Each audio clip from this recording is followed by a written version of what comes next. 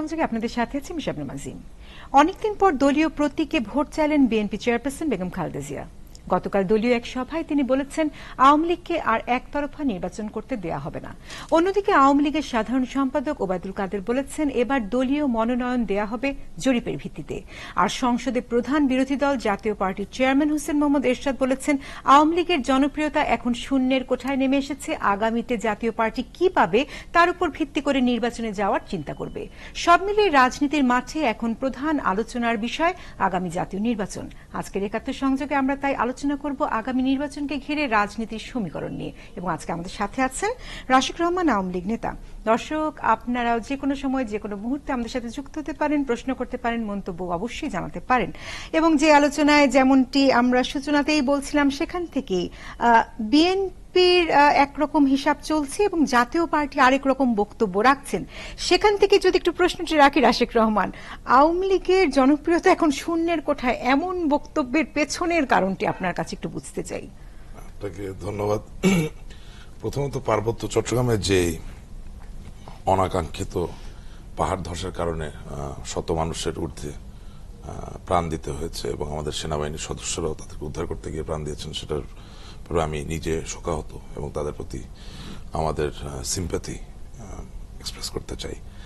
আপনি যে প্রশ্নটা করছেন হোসেন মোহাম্মদ এরশাদ সাহেবকে কোট করে, এটার উত্তরে আমি একটাই কথা বলতে পারি যে ওনার কথাটি সাংঘর্ষিক। এর কারণ হচ্ছে তিনি নিজে বলছেন যে আওয়ামী লীগের জনপ্রিয়তা শূন্যের কোঠায় পৌঁছে গেছে এবং আগামী দিনে নির্বাচনে তিনি কি করবেন সেটা নির্ভর করবে কি পাবেন তার উপরে। এর কথার মানেই হচ্ছে যে তিনি আসলে প্রথম কথাতেও বিশ্বাস করেন না এবং তিনি কি পাবেন সেই বিষয়ে তিনি নিশ্চিত না, আত্মবিশ্বাসী নন। অর্থাৎ তিনি কৌশল নির্ভর রাজনীতি করতে চাচ্ছেন, জনতা নির্ভর রাজনীতিতে তিনি আর বিশ্বাস করছেন না। আর আওয়ামী লীগের জনপ্রিয়তা শূন্যের কোঠায় যাওয়ার কারণ কি? যদি রাষ্ট্র পরিচালনার ক্ষেত্রে আমরা সম্পূর্ণ ব্যর্থ হতাম তাহলে জনপ্রিয়তা শূন্য হতো। যদি উন্নয়ন প্রবৃদ্ধির যে মাপকাঠি সেখানে যদি আশানুরূপ ফলাফল আমরা না আনতে পারতাম তাহলে আমরা শূন্যের কোঠায় পৌঁছে যেতাম জনপ্রিয়তার দিক দিয়ে। আমাদের যিনি সুপ্রিম লিডার অর্থাৎ আওয়ামী লীগের সভানেত্রী এবং বাংলাদেশের মাননীয় প্রধানমন্ত্রী বঙ্গবন্ধু কন্যা জননেত্রী শেখ হাসিনা, তিনি মানুষের প্রতি যেই প্রতিশ্রুতিগুলোর প্রকাশ ঘটিয়েছিলেন, যে ব্যাপারে তিনি সংকল্পবদ্ধ প্রতিজ্ঞাবদ্ধ, সেগুলো যদি একটি একটি করে তিনি ফলপ্রসূ বা ফলাফলের দিকে না নিয়ে যেতে পারতেন তাহলে আমরা বলতে পারতাম যে জনগণের কাছে জনপ্রিয়তার দিক দিয়ে বিচার করলে শূন্যের কোঠা আমরা পৌঁছেছি বা পৌঁছেনি। কিন্তু আমি তো মনে করি যে আমাদের নেত্রী বাংলাদেশের উদ্ভূত যে পরিস্থিতি, যে প্রেক্ষাপট, তাকে বিচারে নিয়ে আসলে তিনি 100% সফল। এবং আপনি জানেন যে আমাদের দেশে গড়ে তোলার আর ধ্বংস করার দুটি প্রবাহ কিন্তু বর্তমান, একে অস্বীকার করার কোনো উপায় নেই।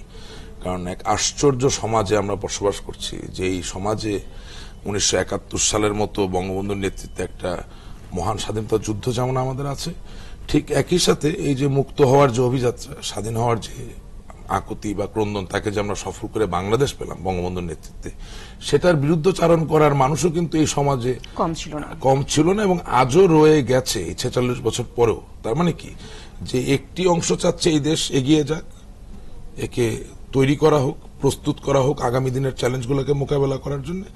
আরেকদিকে আরেকটি প্রভাব, আরেকটি জনগোষ্ঠী, তারা প্রতিনিয়ত চেষ্টা করছেন বাংলাদেশকে পাকিস্তানের দিকে নিয়ে যাওয়ার, একটি সাম্প্রদায়িকতায় পুষ্ট রাষ্ট্রে রূপান্তরিত করার। তো এই যে প্রবাহ প্রবাহের মাঝে দাঁড়িয়ে থেকে মাননীয় প্রধানমন্ত্রী জননেত্রী শেখ হাসিনা, তার দল বাংলাদেশ আওয়ামী লীগ, বর্তমান সরকার এবং এই দেশের অন্য সকল প্রগতিশীল স্বাধীনতার পক্ষীয় শক্তি যারা, তারা যে ভূমিকা পালন করছে, সেই জায়গায় আমি তো কোনো যৌক্তিক কারণ খুঁজে পাচ্ছি না যেখানে জনপ্রিয়তা শূন্যের কোঠায় চলে যাবে। আমরা জাতীয় পার্টির পক্ষ থেকে কাউকে একজন পেয়ে যাব এবং সেক্ষেত্রে অবশ্যই তখন আমরা জেনে নেব। জাতীয় পার্টির পক্ষে যাদেরকেই পাবেন, টেলিভিশনের ক্যামেরার সামনে তারা কি বলবেন। জি, আমি নিশ্চয়ই আবার ফিরবো আপনার কাছে। একটা বিরতি থেকে এসে ফিরতে চাই। দর্শক, নিচ্ছি বিরতি।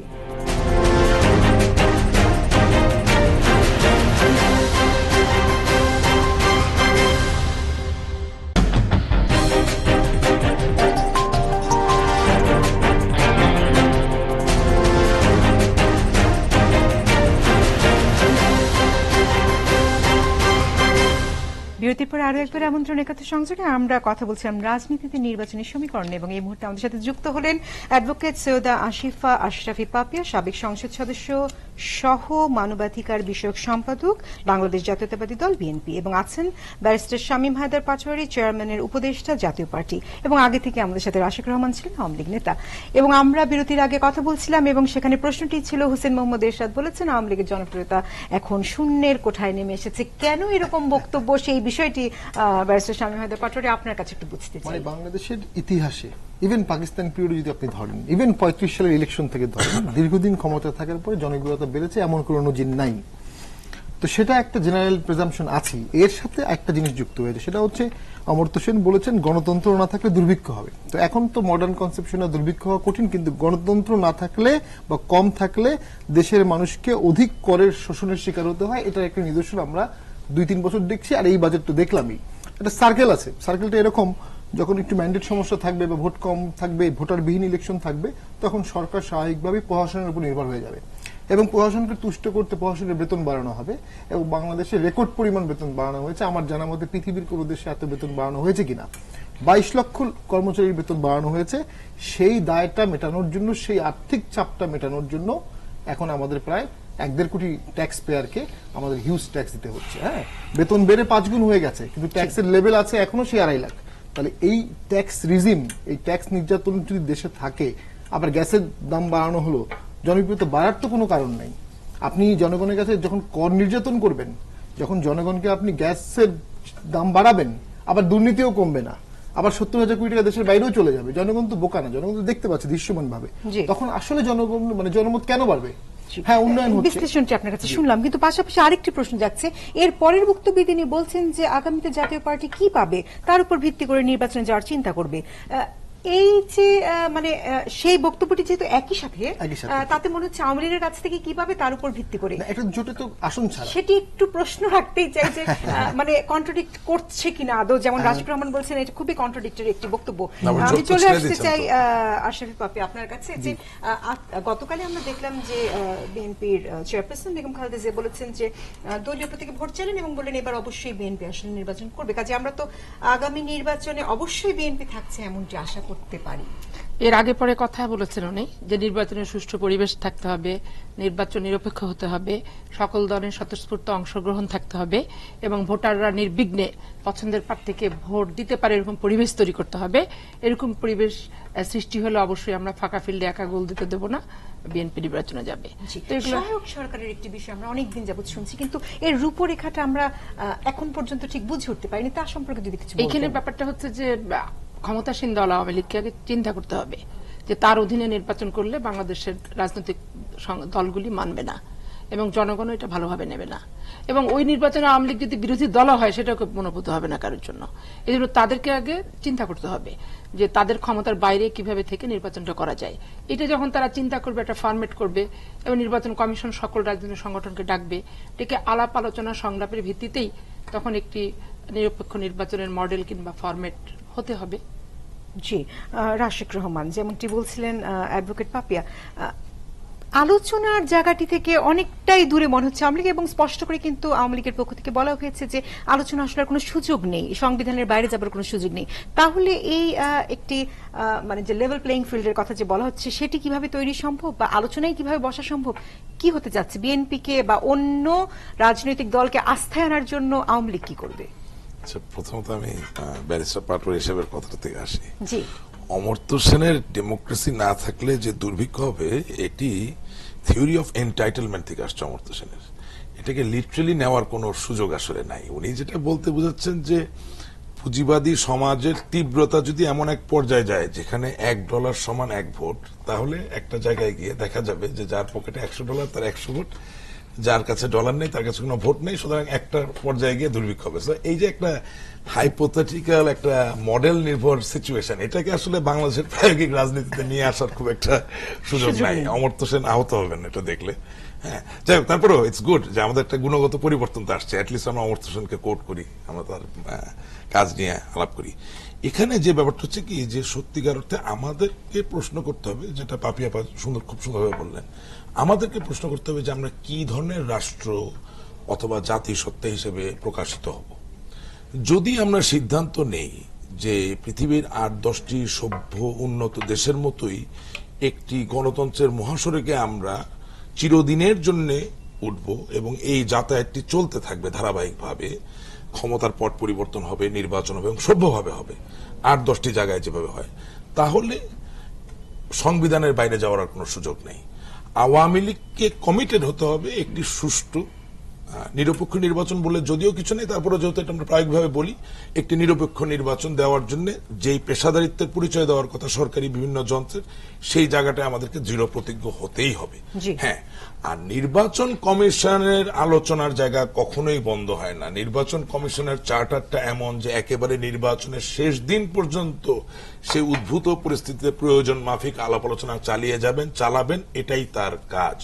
সুতরাং এই সরকার, এই দলের সাথে আপনার আলাপ আলোচনা যেভাবে নাও হয়, নির্বাচন কমিশন ডায়ালগ করছেন কিনা, বিএনপি একজন স্টেক হোল্ডার, জাতীয় পার্টি একটা স্টেক হোল্ডার, আওয়ামী লীগ একটা স্টেক হোল্ডার, একই সাথে আরো দল আছে, তাদের স্পন্দন বোঝার চেষ্টা করছেন কিনা, সঠিকভাবে নির্বাচনটা পরিচালিত হবে কিনা, সেই জায়গাটায় যদি আমরা সুষ্ঠু থাকি তাহলে আমার মনে হয় খুব বেশি প্রবলেম হবে না।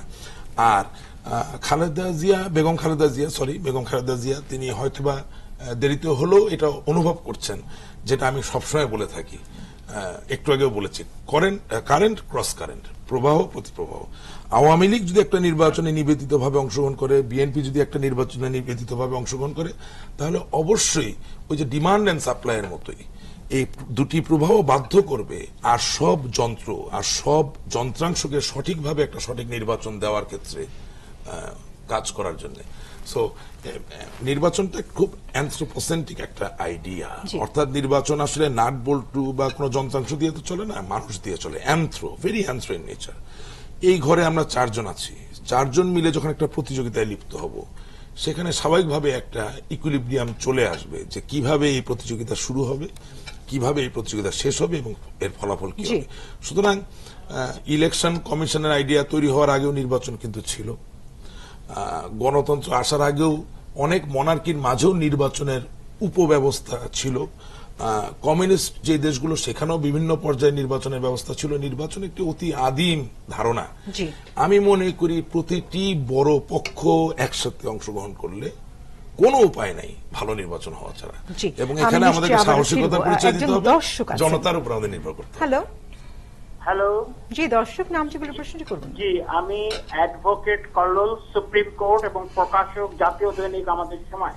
জি, আমার প্রশ্ন সবিনয় ব্যারিস্টার শামীম হায়দার সাহেবের কাছে।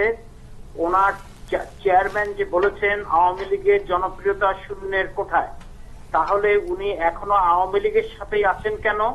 এক, জনপ্রিয়তা শূন্যের কথা জেনেও, এবং আগামী নির্বাচনেও উনি আওয়ামী লীগের কাছ থেকে সিট শেয়ার চাচ্ছেন কেন? দর্শক অনেক ধন্যবাদ। যে প্রশ্নটি রেখে গিয়েছিলাম সেই প্রশ্নই করেছেন দর্শক। এক্স্যাক্টলি তাই।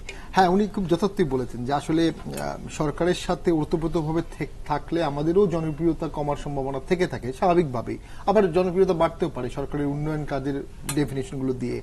যেটা হচ্ছে যে সরকারের সাথে থাকা বলতে কি, মহাজোট যেটি আমরা বলি, 2008-এর পরে কি আসলে কার্যকর মহাজোট থাকার কোনো স্কোপ আছে?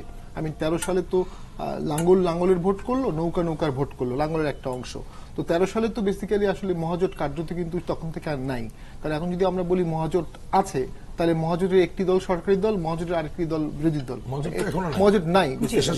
আসলে আমরা এটা নাই। তবে হ্যাঁ, একটা বিশেষ পদমর্যাদার রাষ্ট্রদূত এনভয়, স্পেশাল এনভয় একটা পদ আছে, এটা একটা অ্যাসাইনমেন্ট। এটার সাথে সরকারে থাকা পুরোপুরি ইনভলভ না, এটা জাস্ট একটা অ্যাসাইনমেন্টের মতো। আর সামনে থাকা হবে কিনা এটা তো বার্গেনিং এর বিষয়, টু বি অনেস্ট। সেক্ষেত্রে আওয়ামী লীগ যদি যথার্থ ছাড় দেয়, আওয়ামী লীগ যদি আমাদের মূল আসনের সাথে কম্প্রোমাইজ করে অনেক ক্ষেত্রে, তাহলে অবশ্যই যোগ হতে পারে। আমাদের জনপ্রিয়তা বেড়েছে না কমেছে এটা বোঝা খুব মুশকিল। কেন মুশকিল আমি বলি। আমরা জনপ্রিয়তা, যাদের জনপ্রিয়তা কমে গেছে বলে আপনারা চিন্তা করছেন, তাদের সাথে আর থেকে তাদের সাথে বার্গেন করে কি হবে? রাইট, এটা বলছি দুটো কারণে। এক হচ্ছে আমরা জনপ্রিয়তা বাড়া কমার সবচেয়ে মাপকাঠি হলো ইলেকশন। এখন ইলেকশনগুলো তো আমাদের 13 সাল থেকে আজ পর্যন্ত কোনো ইলেকশনকে আমরা সুষ্ঠু বলতে পারি না। 99% ইলেকশনকেই রিফ্লেক্টিভ বলার কোনো স্কোপ নাই। তাতে আওয়ামী লীগও জোর গলায় যদি বলতে পারে, বাট বিজ্ঞানসম্মতভাবে বলতে পারে কিনা তাদের ভোট বেড়েছে, বিএনপিও বলতে পারে না তাদের ভোট বেড়েছে, আমরাও বলতে পারি না আমাদের ভোট বেড়েছে। কমতে বলতে পারি, কারণ মানুষের সাথে কথা বলছি, 10 জনের মধ্যে দেখলাম 8 জন অ্যান্টি আওয়ামী, সরকার বিরোধী, গ্যাসের দাম বাড়িয়েছে, এই সেই হ্যান ত্যান। তো সেটা একটা পারসেপশন থেকে বলতে পারছি অনেস্টলি স্পিকিং। কিন্তু ভোটগুলো যেহেতু সুষ্ঠু হয়নি, রিফ্লেক্টিভ হয়নি, প্রতিবিম্বমূলক হয়নি, আমরা কখনোই বলতে পারি না ইলেকশনটা কি হয়েছে। সামনের ইলেকশনে যেটি হয়, যখনই আওয়ামী লীগ এবং জাতীয় পার্টি জোট করেছে, তখনই কিন্তু আওয়ামী লীগ এবং জাতীয় পার্টি সরকার গঠন করেছে। মানে অতীত ইতিহাস বলছি। যেই মুহূর্তে 99 সালে এরশাদ স্যারকে জেলে নেওয়া হলো, 96 থেকে 2001 আওয়ামী লীগের সুবর্ণ সময়, উদার রাজনীতি করেছে আওয়ামী লীগ, খুব মার্জিনাল ভোটে 2001 সালে হেরে গেছে। 2008 সালে সেই 70 সালের পরে সেকেন্ড টাইম ল্যান্ডস্লাইড ভিক্টরি, জোট কার সাথে? জাতীয় পার্টির সাথে। তাহলে যদি জোট থাকে তাহলে একটা সফল হওয়ার স্কোপ আছে। বিএনপির সাথে জোট করলেও যে সফল হবে না তা না। আপনি জাস্ট হাইপোথেটিক্যালি চিন্তা করেন, বিএনপি, জামাত, জাতীয় পার্টি, বিকল্পধারা, এলডিপি, কাদের সিদ্দিকী সব একদিকে, আওয়ামী লীগ পারবে? পারার কথা না। তো জাতীয় পার্টি ডেফিনেটলি সামনের ইলেকশনে অত্যন্ত গুরুত্বপূর্ণ একটা ফ্যাক্টর আছে। জাস্ট একটু কনক্লুশন বলি, মাত্র 3%, 2.5%, 4%-এর ভোট নিয়ে জামাত যেভাবে বিএনপিকে ক্ষমতায় নিয়ে আসে বা ডোমিনেট করতে পারে বা ফ্যাক্টর হিসেবে কাজ করে, সেটা জাতীয় পার্টির জন্য অনেক বেশি সুযোগ, কারণ জাতীয় পার্টির ভোটটা অনেক বেশি। জি, জাতীয় পার্টি সবসময় গুরুত্বপূর্ণ ভূমিকা রেখে থাকে, সে বিষয়টা আমরা দেখেছি, এবং তৃতীয় পক্ষ হিসেবে এসে কোথাও না কোথাও যুক্ত হয়। অ্যাডভোকেট পাপি, আপনাকে যদি আসে, আমরা জানি এখনো যদিও সংসদের বাইরে আছে, তারপরেও কিন্তু বৃহৎ বিরোধী দল যদি বলা হয় তাহলে সেটি বিএনপিকেই বলা হয়। এবং যেমনটি শুনছি বা যেমনটি আবহ তৈরি হচ্ছে, তাতে মনে হচ্ছে ইলেকশনে আসলে অনেক কিছুই ঘটবে। কিন্তু যেমনটি রাশিক রহমান ব্যাখ্যা দিচ্ছিলেন যে নির্বাচন কমিশন থেকে যদি সমস্ত সংলাপগুলো হয়, সেক্ষেত্রে কি আপনারা আসলে মানবেন? নির্বাচন কমিশনের উপরেও কি আপনাদের আসলে যথেষ্ট আস্থা তৈরি হতে পেরেছে? আস্থা এখনো কারোর প্রতি নাই, সরকারের প্রতিও নাই, এবং সরকারের কোনো অঙ্গ বিভাগের প্রতি আমাদের নাই, বাস্তব যেটা সত্য কথা। এখন আমার কথা হচ্ছে আস্থা সৃষ্টি করতে হবে, আস্থা বৃদ্ধি করতে হবে। সরকার এটি কিভাবে সম্ভব? এটা বলতেছে, সরকারকে নির্বাচনে আনার জন্য চেষ্টা করতে হবে এবং নিরপেক্ষ নির্বাচন দেওয়ার প্রচেষ্টা তাদেরকে করতে হবে। এর জন্য তাদেরকে নির্বাচন কমিশনের উপর ভর করবে না সকল দলের মতে একটা সহায়ক সরকার তৈরি করে তাদের উপরে নির্বাচন করা? থামাই, একটা ফোন আছে, আমি আপনার কাছে ফিরবো। আমি এখন স্মরণ করে বলতে হবে জি, আমাকে আমি দুঃখিত। হ্যালো হ্যালো, আসসালামু আলাইকুম। ওয়ালাইকুম আসসালাম। হ্যালো, আসসালামু আলাইকুম। জি বলুন। জি, আমি নাবিন বলছি গুলশান থেকে। জি, আপনারা এখানে 4 জন মানুষ আছেন, মোটামুটি ভালো বুঝেন আমাদের চেয়ে।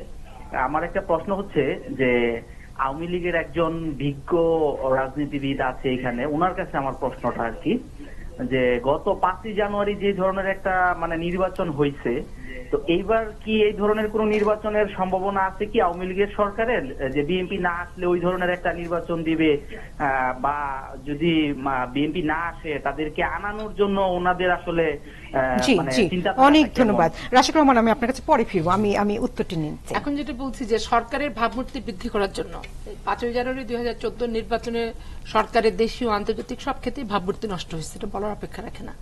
এখন সরকারকে ভাবমূর্তি ফেরত আনতে হবে এবং তার যে নির্বাহী বিভাগগুলো আছে সেগুলোর ভাবমূর্তি কিভাবে বৃদ্ধি করবে, এটা প্রথম চিন্তা চেতনা সরকারের ভেতর আনতে হবে।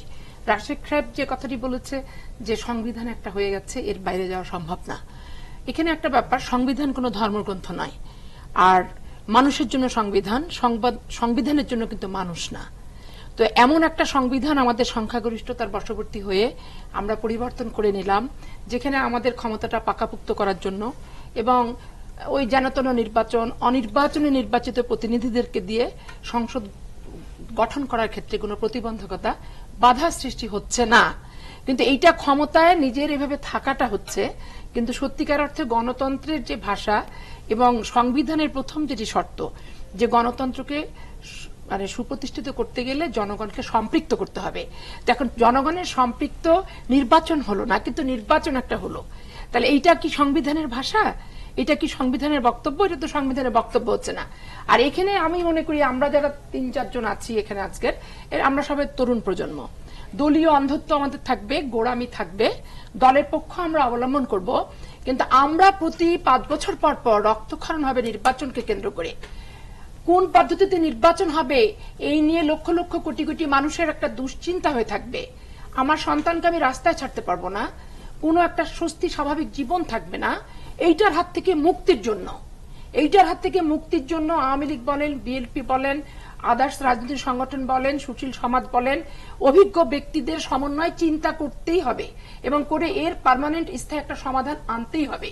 আমরা ইন্ডিয়ার অনেক কিছু কথা বলি, কিন্তু ইন্ডিয়া বিচার বিভাগকে যেভাবে স্বাধীন করেছে, নির্বাচন কমিশনের প্রতি সকল দলের যে আস্থা, শুধু কমিশনার চেঞ্জ হলো আর তাতে আস্থা কেন চলে আসবে বলেন তো?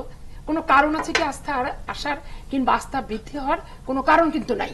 আমি সোজা সাপটা যেটা বলি, রাজনৈতিক পরিচয় আমার আছে, সব ঠিক আছে, তারপর আমি বাংলাদেশের একটা মানুষ, আমি দেশকে ভালোবাসি, আমি জনগণের পক্ষে থাকতে চাই, আমি মুক্তিযোদ্ধা পরিবারের সন্তান।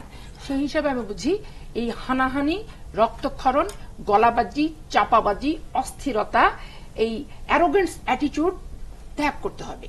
ত্যাগ করে সত্যিকার অর্থে নির্বাচনটা গণতন্ত্র প্রাতিষ্ঠানিক রূপ পায়, সকল রাজনৈতিক দল আসে এবং বাংলাদেশের ইতিহাসে নির্বাচন কমিশন নিরপেক্ষ নির্বাচনের একটা নজির স্থাপিত হোক, পৃথিবী সহাস্তাশীল হোক, এরকম একটা পরিবেশ লাগবেই।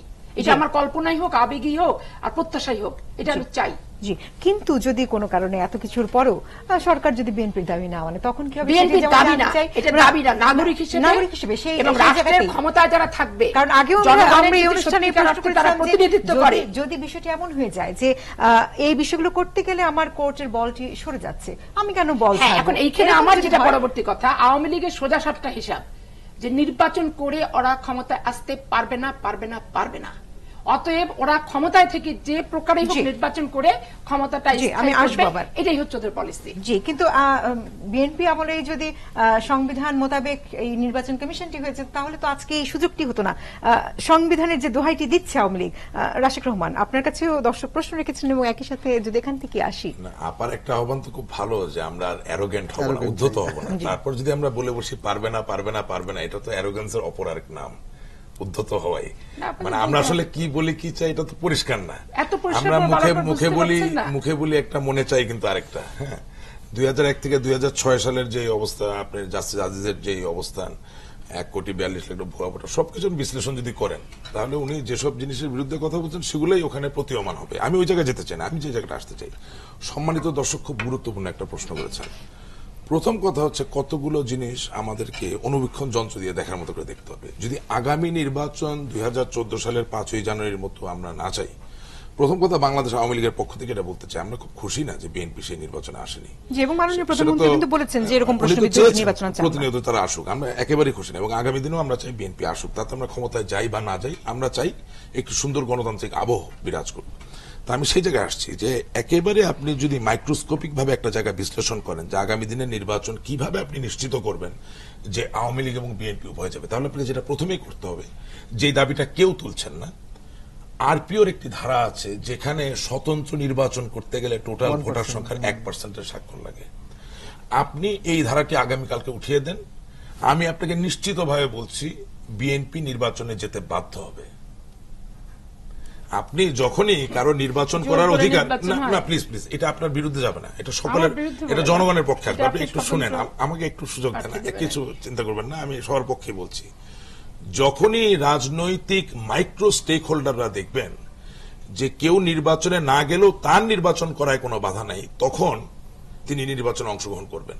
অর্থাৎ বিএনপি 2014 সালের 5ই জানুয়ারি নির্বাচনে অনেক শীর্ষ নেতারা ছিলেন যারা নির্বাচনে যাওয়ার পক্ষে ছিলেন, কিন্তু তারা নির্বাচনে এককভাবে অথবা ছোট জোট করে নির্বাচন করতে পারেননি ওই আরপিওর ওই ধারার কারণে, তারা আটকে গিয়েছিলেন। আপনি এই বাধাগুলো উঠিয়ে দেন, আমি আপনাকে দ্ব্যর্থহীন কণ্ঠে নিশ্চিত করতে পারি যে আগামী দিনে নির্বাচনে বিএনপি, আওয়ামী লীগ প্রত্যেকটি দল নির্বাচনে অংশগ্রহণ করতে বাধ্য হবে।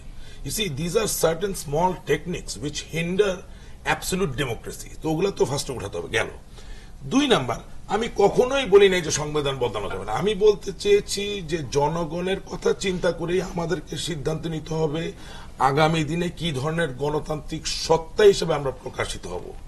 আমি কিভাবে আমার দেশের শাসনভার একটি সেকেন্ডের জন্য একজন সরাসরি ভাবে নির্বাচিত ব্যক্তি নন তার হাতে দিতে পারি, এটা একটা অসভ্য ধারণা। অনেকে আমার সাথে একমত না হতে পারেন, অনেকে একমত হতে পারেন, কিন্তু আমি ব্যক্তি হিসেবে, আওয়ামী লীগের হিসেবে এখন আমি কথাটা বলছি না। আমি রাশেক রহমান এই দেশের একজন নাগরিক হিসেবে বলছি যে আমার দেশের শাসনভার, আমার নিয়তি, আমার ভাগ্যের যিনি নিয়ন্ত্রণকারী থাকবেন তিনি আমার ভোটে নির্বাচিত হবেন না এবং 3 মাসের জন্য আসবেন, এটা আমি মানতে পারি না। স্পেশালি কখন পাটোয়ারি ভাই গ্যাসের কথা বললেন, যখন আমার দেশে অমিত সম্ভাবনার গ্যাস আছে, যখন আমার দেশে কয়লা আছে, যখন আমার দেশের ভূ রাজনৈতিক বাস্তবতা হচ্ছে এই যে আমার 3টি সীমান্ত ভারত দ্বারা বেষ্টিত, একটি অংশে মিয়ানমার, এবং প্রতিদিন পৃথিবীর কাছে বাংলাদেশ একটি অনন্য প্রাসঙ্গিক রাষ্ট্র হিসেবে পরিণত হচ্ছে, সেই সময় তো আমি কারো হাতে দিয়ে দিতে পারি না হঠকারী ভাবে। সুতরাং সংবিধানের মাঝে থেকেই আমাদেরকে বুদ্ধি বের করতে হবে যেখানে সকলে অংশগ্রহণ করবেন। এখন 2014 সালের 5ই জানুয়ারি তারা নির্বাচনে আসেননি, এই যে ভুল, এই যে ত্রুটি, একে সংশোধন করার আবার সুযোগ চলে আসছে। আমরা একসাথে নির্বাচন করব, জনগণ যাকে ভোট দিবেন তিনি জিতবেন, তিনি ক্ষমতায় যাবেন, তিনি যাবেন না তিনি বিরোধী দলে আসবেন, এটাই বাস্তবতা, মেনে নিতে হবে। আর আরেকটাই বলি, আমি রাজনীতি করব কিন্তু মানুষের হৃদয়কে মূল্য দিব না। আমি ডিআইজি সাহেবের লাঠি বা এসপি সাহেবের লাঠি অথবা জেনারেল সাহেবের লাঠি বা ইলেকশন কমিশনার সাহেবের কলমকে বেশি গুরুত্ব দিব, এটা তো ঠিক না। আমাকে মনে রাখতে হবে, যখন বাংলাদেশের বৃহৎ দলগুলো একসাথে নির্বাচনে নামবে, তখন যিনি ভোট দিবেন তার হৃদয় যেমন আন্দোলিত হবে, ঠিক একই সাথে যিনি ওপারে বসে ভোটটা নিবেন তারও হৃদয় কিন্তু আন্দোলিত হবে। সুতরাং ওই সমীকরণে কিন্তু যার জেতার কথা তিনি জিতবেন, এটাই বাস্তবতা। আর জাতীয় পার্টির ক্ষেত্রে বলতে চাই, এটা খুবই গুরুত্বপূর্ণ কথা, জাতীয় পার্টির জোটের বিরোধী কোনোদিনও আমি না, তবে এবারের বাস্তবতা একটু ভিন্ন। জাতীয় পার্টির সাথে আওয়ামী লীগ অথবা অন্য যে কোনো দল যদি যত্রতত্র জোট করে ফেলে, তাহলে তা বিজয় না এনে বিপর্যয় আনবে। কারণ জাতীয় পার্টির, আমি ওভাবে বলতে চাই না যে শূন্যের কোঠায় চলে গেছে, হ্যাঁ, এই ধরনের দায়িত্ব জ্ঞানহীন স্টেটমেন্ট করতে পারি না, ওই বয়স আমার হয়নি যে আমাকে ক্ষমা করবে কেউ। শুধু আমি এভাবে বলতে চাই যে জাতীয় পার্টি তার গ্রহণযোগ্যতার জায়গা থেকে দিন দিন দূরে সরে আসছে। সুতরাং বেছে বেছে এমন জায়গাতেই জোট করতে হবে যেখানে জাতীয় পার্টি তার জোটের অন্য শরিক অথবা সমমনা মানুষের পক্ষ থেকে কোনো বাধার সামনে পড়বে না। এর যদি ব্যত্যয় ঘটে, তাহলে ঐতিহাসিকভাবে যে ফলাফলের উদাহরণ পাটোয়ারি ভাই তুলে ধরলেন, তা সম্পূর্ণভাবে বিপরীতমুখী একটি এবং বিরতিতে যেতে হবে। এবং একটা প্রশ্ন রাখতে চাই যে জাতীয় পার্টি আসলে কি চায়, হিসাব নিকাশটি বা কি, কোন ক্যালকুলেশনটি করছে? আমাকে প্লিজ একটা লাইন অ্যাড করতে দেন, এই জায়গায় অন্যায় হয়ে যাবে এটা না বললে। এটা শেখানোর কোনো সুযোগ নেই, তবে একটা জিনিস বলা দরকার যে Bangladesh is not an absolute democracy, we are A Republic form of democracy. সুতরাং রিপাবলিক ফর্ম অফ গণতন্ত্রের অনেক সীমাবদ্ধতা থাকে, অনেক সংস্কার, অনেক পরিবর্তন আসতে অনেক বেশি সময় লাগে। আপনি যেই নৌকায় উঠেছেন বা যেই জাহাজে উঠেছেন, হঠাৎ করে সেই জাহাজের প্রকার প্রকৃতি যদি আপনি পরিবর্তন করতে চান সমুদ্রের মাঝখানে, তাহলে জাহাজটি আর এগোবে না, টাইটানিকের মতো ডুবে যাবে। সুতরাং আমরা মাঝে মাঝে এমন সব স্টেটমেন্ট করে ফেলি যখন মনে হয় যে Republic state or form of democracy থেকে সরে এসে আমাকে গ্রিক সভ্যতার সেই অ্যাবসলিউট ফর্ম অফ ডেমোক্রেসি। আমি আবারও ফিরবো নিশ্চয়ই বিরতির পর, আরো অনেক কথা বলতে চাই, একটি বিরতি নিচ্ছি।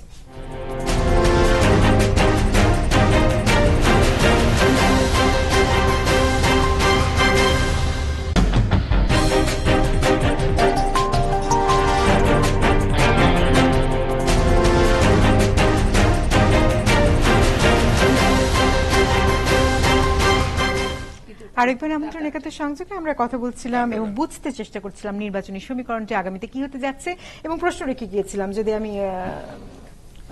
আমি আসছি, একটি দর্শক ফোন আছে। হ্যালো হ্যালো, জি দর্শক বলুন। জি, আমি মোহাম্মদ শফিকুল ইসলাম। জি, হ্যাঁ, আমাকে শুনতে পাচ্ছেন? জি শুনতে পাচ্ছি, আপনি বলুন। আচ্ছা, আমার প্রশ্নটা হলো, পাকিস্তানে পারভেজ মোশাররফ ইতিপূর্বে নিষিদ্ধ হয়েছে। আমরা জানি যে যারা পিছনের দরজা দিয়ে রাষ্ট্র ক্ষমতা আসে, এরা আইসা যখন ক্যান্টনমেন্ট একটা দল তৈরি করে, এটা অবৈধ দল হয়। 1977 সালে 21 এপ্রিল সুপ্রিম কোর্টের প্রধান বিচারপতি আবু সাদ্দাত সাহেবের মাথায় রাইফেলের নল থেকে জিয়া ক্ষমতা আসছে, এবং এই ক্ষমতার বিরুদ্ধে আচরণ করছিল কিছু সেনারা, এবং তাদেরকে গণমাধ্যমের তথ্য মতে 1173 জন সেনাকে বিনা বিচারে ফাঁসি দিয়েছিল। এরপরে এই দলটা অবৈধ একটা দল তৈরি করে এটাকে মানে তাড়াহুড়ো করে একটা বিয়ের অনুষ্ঠান আয়োজন করছিল। হানা ভোট নামক একটা তামাশা। জি দর্শক, আমাদের সময় স্বল্পতা আছে, যদি প্রশ্নটি করেন। মনের কথা বলছে আপনার সপ্তম সংসদে এরশাদ একটা, আমার কথাটা প্লিজ লেট মি ফিনিশ। সপ্তম সংসদে একটা কথা বলছিল এরশাদ সাহেব নূর হোসেন দিবসে, বলছিল যে আমাকে কেন এক চেটিয়া স্বৈরাচার বলা, আমি সাদ্দাত সাহেবের মাথায় রাইফেলের নল থেকে রাষ্ট্র ক্ষমতা আসছে, আমি বললাম যে কনিষ্ঠ স্বৈরাচারী, অর্থাৎ তিনি বুঝতে চেয়েছেন যে হলো জ্যেষ্ঠ স্বৈরাচারী। আমরা জানি যে রাজবাড়ির দাসীদের ঘরে জন্ম নেয় এই ধরনের সন্তানরা বাড়ির আখাল পাখাল রাখাল পরিচয় বাইচা থাকে। আর বর থেকে স্বামীতে রূপান্তর হওয়া আর নেতা থেকে রাষ্ট্রনায়ক হওয়া দুইটা প্রক্রিয়াগত ভিন্ন হইলেও সংজ্ঞাগত একই। কিন্তু তাহলে আমরা জি, কেন এটাকে আপনি বৈধ বলে আপনাকে অনেক এরা ধন্যবাদ। কেন আপনি আসলে আপনার মন্তব্য বলছিলেন, সময় স্বল্পতার জন্য আসলে পারলাম very না। learned. আরেকজন দর্শক আছে। হ্যালো, আসসালামু আলাইকুম। ওয়ালাইকুম আসসালাম। আমি জোয়াদুল করিম খান বলছি, জি দর্শক, সংক্ষেপে। আজিমপুর, ঢাকা থেকে। জি, আমার প্রশ্নটা হচ্ছে আওয়ামী লীগের একজন মাননীয় নেতা এখানে উপস্থিত আছেন আশিকুর রহমান সাহেবের কাছে। জি, আশিক রহমান বলুন। রাশিক রহমান। আমার প্রশ্নটি হচ্ছে যে আওয়ামী লীগ একটা প্রবীণ রাজনৈতিক দল, কিন্তু আমি ইদানিং কালে দেখা যাচ্ছে যে আওয়ামী লীগ বিএনপির কোন জনসভায় ঢাকাতে করতে দিতে অনুমতি দিতে চায় না। সবসময় তারা একটা নিরাপত্তা অজুহাত দেখিয়ে অনুমতি দিতে চায় না। অথচ এই যে কিছুদিন আগেও 5 লক্ষ ওলামা মাশায়েখদের নিয়ে ইসলামিক ফাউন্ডেশনের অনুমতি দিল। আমাদের নিরাপত্তা বাহিনী অনেক সচল, নিরাপত্তা বাহিনী অনেক অভিজ্ঞ, তারা 1 লক্ষ লোকের যদি জনসভা এখানে কোথাও হয় তাহলে জি দর্শক, আপনাকে অনেক ধন্যবাদ। প্রশ্নটি বুঝতে পেরেছি, কেন বিএনপি কে দেওয়া হয় না এই প্রশ্নটি আপনি রাখতে চাচ্ছেন, এটা আমরা বুঝতে পেরেছি। আমি অবশ্যই আপনার কাছে ফিরবো, তার আগে যদি যে প্রশ্ন রেখে গিয়েছিলাম শামীম হায়দার পাটোয়ারি, আপনার কাছে যদি একটু আসি যে কি চায় জাতীয় পার্টি। না, একটু আমি দর্শকের জবাব দিই। বিচারপতি 70 সালের চিফ ইলেকশন কন্ডাক্টিং অফিসার ছিল, অত্যন্ত স্ট্রং বিচারপতি। তার মাথায় গান পয়েন্টে কেউ ক্ষমতা নেবে আর উনি চুপ থাকবে এমনটা না। বিচারপতি সাত্তার তার মৃত্যুর আগে আরেকবার স্টেটমেন্ট দিয়ে গিয়েছিলেন প্রেসিডেন্ট পদ ছাড়ার পরে, এবং বলেছিলেন আমি রাইট সিদ্ধান্ত নিয়েছিলাম ক্ষমতা ছেড়ে। এটা ওনার নিজের মুখের বক্তব্য। এর কন্ট্রাডিক্টরি আর কোনো এভিডেন্স আমি দৃশ্যমান কোথাও আমার রিসার্চে পাইনি। প্রথম কথা এটা। দ্বিতীয় কথা হচ্ছে, হ্যাঁ, ক্যান্টনমেন্ট থেকে দল হয়েছে। 91 সালে তো এই দলের কাছে আওয়ামী লীগ হেরেছে, 2001 সালের কাছে হেরেছে। তখনও কি ক্যান্টনমেন্ট দিয়ে ভোট হয়েছে? অবশ্যই না। ওইটা পাস্ট অ্যান্ড ক্লোজ চ্যাপ্টার। হ্যাঁ, আওয়ামী লীগ গর্ব করে বলতে পারে যে আমরা গণতান্ত্রিকভাবে ভাসানী সাহেব, ফজলুল হক সাহেবকে নিয়ে বঙ্গবন্ধু দল গঠন করেছে, পরে ভাসানী সাহেব চলে গেছে। অনেক হিস্ট্রি আছে, পার্ট অফ হিস্ট্রি, অসংখ্য খুব চমৎকার হিস্ট্রি আছে। কিন্তু এই জিনিসগুলোকে এখন আর ওই একভাবে সরলীকরণ করার কোনো উপায় নেই, যেখানে ভোট হয়ে গেছে। 90 সালে যদি এরশাদের একটা আসনও না পেত 91 সালের ভোটে, তাহলে তো এরশাদের রাজনীতি থাকতো না। জনগণ ভোট দিয়েছে, উনি রাজনীতিতে স্ট্যান্ড টিকে গেছে। আজকে জোর গলায় বলছে 300 আসন দেবো, 100 আসনে আমার 4 স্টার আছে। সত্য মিথ্যা পরের কথা, কিন্তু বলতে পারছে কেন? বিকজ ওই 91 সালের ইলেকশন, যেটাতে আওয়ামী লীগ হেরেছে। জি, সো আমি যেটা বলতে চাচ্ছি, এখন আপনার যে প্রশ্ন, জাতীয় পার্টি কি চায়? জাতীয় পার্টি যদি জোটে ভোট করে তাহলে স্বাভাবিক যে বড় দলের সাথে জোট হবে তার কাছে আসন চাবে ডেফিনেটলি, কারণ আসন ছাড়া তো জোটের কেউ কিছু চায় না। যেটা আমি বলছিলাম, 3% দল হয়ে জামাত বিএনপির কাছে যে পরিমাণ আসন পায়, 16%, 10%, 12% যেটাই হোক, মানে জাতীয় পার্টির ভোটারটা আমি ক্রাইটেরিয়া বলতে পারি না এই কারণে যে 5 জানুয়ারি ইলেকশনে জাতীয় পার্টি একটা অংশ অংশগ্রহণ করেছে, একটা অংশ করে নেই। 16% ভোট জাতীয় পার্টি 1996 ইলেকশনে পেয়েছিল। আর জাতীয় পার্টির মানে অ্যান্টাগনিস্টিক একটা পত্রিকা হচ্ছে প্রথম আলো। 2012 সালে এই পত্রিকার রিপোর্ট অনুযায়ী জাতীয় পার্টির ভোট ছিল 16%। পত্রিকার রিপোর্ট ফ্রন্ট লাইনে। তো স্বাভাবিকভাবে আমরা একটা বার্গেনিং করব, সেটা এখন যে দলের সাথেই হবে সেটা একটা বার্গেনিং হবে। আর আরেকটা যেটা হচ্ছে না, যেটাতে বলবে সেটাতে যাবো না, এটার অতীত ইতিহাস বলে আওয়ামী লীগের সাথে গিয়েছে। 2001 সালেও কিন্তু বিএনপির সাথে যায়নি।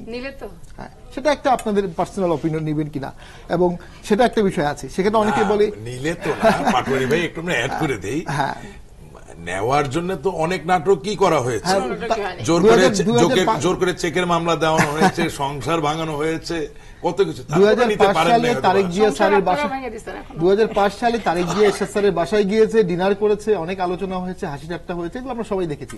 যেটা আমি বলতে যাচ্ছি, এখন যেটা আমি যেটা বলবো, দেশের স্বার্থে আমাদের আসলে এই ক্ষুদ্র বিষয়ে থাকা কিন্তু স্কোপ নেই। বিএনপি সহায়ক সরকারের থেকেও একটা বড় প্রবলেম আছে ভোটে যাওয়ার ক্ষেত্রে, তাদের বড় বড় নেতার নামে মামলা। আমি যেটা ফিল করি পার্সোনালি, এখন যদি বিএনপি খালেদা জিয়া, বেগম জিয়া কনভিক্টেড হয়ে যায়, মির্জা ফখরুল কনভিক্টেড, সবাই কনভিক্টেড হয়ে যায়, তাহলে বিএনপি ইলেকশন করবে কিভাবে বা কেনই যাবে? ওই বিষয়ে সরকার সচেষ্ট থাকা উচিত। এখানে আমি স্পষ্ট, আপনি যদি জাতীয় পার্টির মানুষকে জাতীয় পার্টি প্রসঙ্গে প্রশ্ন করছেন, তারপর আমি একটা স্পষ্ট কথা বলতে চাচ্ছি যে এরশাদ সাহেব আওয়ামী লীগ ব্যর্থ, আমি সফল, কি আমি আরেকবার দাও, আমি তাহলে বেঁচে থাকবো, ভালো হবো, এগুলো সব উৎস একটাই, যে আওয়ামী লীগের সাথে সিট ভাগাভাগির রশিটা টানাটানি করে কসলায় টসলায় লেবু তিতা করে কতটুকু নেওয়া যায়, এটা সাফ হিসাব। কারণ 86 সালেও আওয়ামী লীগ হাসিনা একত্রে শেখ হাসিনা আমাদের নির্বাচন করছেন। আবার ধরেন 91 সালের পরে যত কথাই বলুক, তাদের রিলেশনশিপ ঠিকই ছিল এবং সেইভাবেই তারা চলছে। 2008-এর নির্বাচন একটা পাতানো নির্বাচন, কিন্তু তারপর আমরা চাইছি মইনুল ফখরুদ্দিনের কাছ থেকে আমরা মুক্তি চাই, একটা সিট পাই আর না পাই, নির্বাচন একটা হোক বাংলাদেশে। নির্বাচন নিয়ে আমরা যার কোনো কথা বলিনি, সিটিং অ্যারেঞ্জমেন্টেরই নির্বাচন সেটা। আর 14 জানুয়ারির উনি জনগণের কথা বারবার বলছেন, জনগণের প্রতি আস্থা বিশ্বাসের কথা বলছেন, কিন্তু জনগণ দ্বারা অনির্বাচিত, জনগণ দ্বারা ভোটে নির্বাচিত হয়নি এমন অনির্বাচিত প্রতিনিধি বাংলাদেশের রাষ্ট্র চালাচ্ছেন। তাহলে তারা জনগণের সামনে যেতে ভয় কেন পাচ্ছেন? জনগণের দ্বারা নির্বাচিত কেন হচ্ছেন না? উনি আরেকটা কথা বলেছেন যে সিটি কর্পোরেশন কি বলে আপনার অনির্বাচিত ব্যক্তিদের হাতে কেন হচ্ছে 3 মাসের জন্য আমরা ছেড়ে দেব। তো বর্তমান ক্যাবিনেট, বর্তমান সংসদ, বর্তমান মন্ত্রিসভা, বর্তমান সরকারই তো অনির্বাচিত। অনেক ধন্যবাদ। 1 নাম্বার না, আমাকে আরো কথা বলেন। দ্বিতীয় বিষয় হচ্ছে না, আরেকটু বলতে হবে। দ্বিতীয় বিষয় হচ্ছে আপনার জেলা প্রশাসক 5 বছর থেকে প্রশাসক নিয়োগ থাকলো, 5 বছর পর তাদের অধীনে নির্বাচন হলো। তাহলে 5 বছর যে প্রশাসক নিয়োগটা হয়েছে এটা কি অনির্বাচিত প্রতিনিধি নিয়ে হয়েছে না? ঢাকা সিটি কর্পোরেশনের প্রশাসক নিয়োগ নির্বাচিত প্রতিনিধিকে ছেড়ে দিয়ে তারা প্রশাসক নিয়োগ করে চালালো কত বছর? তাহলে এইটা কি? উনি যে বলেন এটা অসংখ্য যন্ত্রণাদায়ক কথা, অসংখ্য যন্ত্রণাদায়ক দৃষ্টান্ত এই অনির্বাচিত তথাকথিত জগদ্দল পাথরের মতো ক্ষমতা ধরে থাকা সরকারই করছে দেশটা। থ্যাংক ইউ আপা, থ্যাংক ইউ। আসলে ব্যাপারটা ওখানে যে আমরা যেই ব্যাপারটা নিয়ে আলাপ করছি এটার গভীরতা, এটার গাঢ় সম্পর্কে আমরা নিজেরাই জানি না। জেলা পরিষদ প্রশাসক দিয়ে পরিচালিত হয়েছে, ওর সাথে বাংলাদেশের সার্বভৌমত্বের কি সম্পর্ক? আমি প্রেক্ষাপটটা কি বলেছি, তার সাথে বাংলাদেশের আর্থসামাজিক পরিস্থিতির কি বলে অবমূল্যায়ন বা উন্নয়ন বা এর বিপর্যস্ত হওয়ার কি সম্পর্ক? কোনো সম্পর্ক নেই। সিটি কর্পোরেশনের প্রশাসক ছিল, আগে মেয়র ছিলেন সাদেক হোসেন খোকা, মামলা করে তার মেয়াদের বেশি সময় ধরে ছিলেন, তারপর একটা ইন্টারিম মোমেন্ট আসছে, প্রশাসক দেওয়া হয়েছে, সিটি বিভক্ত হয়েছে, নতুন করে নির্বাচন মেয়র আমরা পেয়েছি।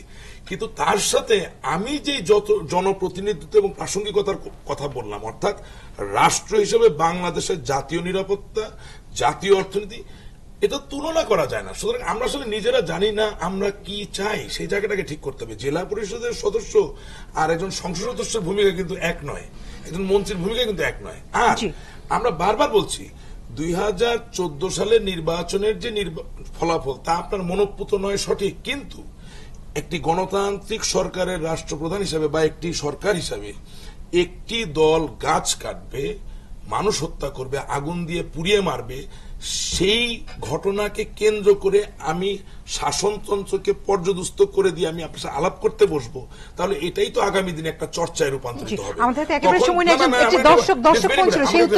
মানে কি আগামী দিনে কি হবে? আগামী দিনে বিএনপি অথবা জাতীয় পার্টির থেকেও ছোট কোনো গোষ্ঠী বিস্ফোরক দ্রব্য, অগ্নি নিয়োগকারী যন্ত্র নিয়ে যে নামে এবং এখানে একটা ভয়াবহ পরিস্থিতি তৈরি করে, তাহলে তো যে কোনো জিনিস নিয়ে আপনাকে বসতে হবে। You can't allow that. একটা রাজনৈতিক দল ছুরি নিয়ে আসবে, আপনি ছুরি দেখে বসে পড়বেন, এটা তুমি এক্সপেক্ট করছেন। আই এম সরি, এটা জনগণের চাওয়া নয়। জনগণের চাওয়া, জনগণের শান্তিপূর্ণভাবে বলছি, শান্তিপূর্ণভাবে বলছি, আই এম সরি, জনগণের চাওয়া আপনি জনগণকে সাথে নিয়ে রেল লাইনের উপরে শুয়ে পড়বেন, রাস্তায় শুয়ে পড়বেন, মিছিল করবেন, মিটিং করবেন, কিন্তু রেল লাইন উপরে ফেলবেন না, অথবা জনগণের গাড়িতে অগ্নিসংযোগ করবেন না।